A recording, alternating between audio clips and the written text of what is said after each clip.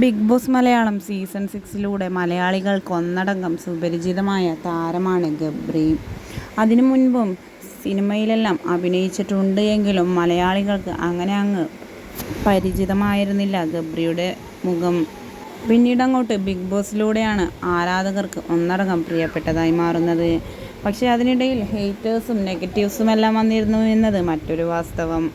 എന്തു തന്നെയായാലും എല്ലാം നിലനിന്ന് അതിജീവിച്ചുകൊണ്ട് 50 ദിവസത്തിൽ കൂടുതൽ ബിഗ് ബോസിൽ പിടിച്ചു നിന്നു എന്നത് ഗബ്രിയുടെ പ്രത്യേകത തന്നെയാണ്.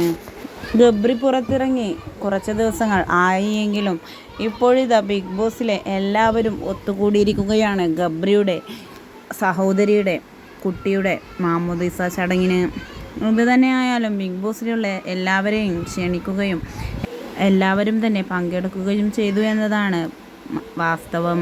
ബിഗ് ബോസിനുള്ളിലെ അടിയും പിടിയും വാശിയും പിണക്കങ്ങളും എല്ലാം മറന്നുകൊണ്ടാണ് ബിഗ് ബോസിലെ എല്ലാവരും തന്നെ ഗബ്രിയുടെ വീട്ടിലെ വിശേഷ ചടങ്ങിനായി എത്തിയിട്ടുള്ളത്.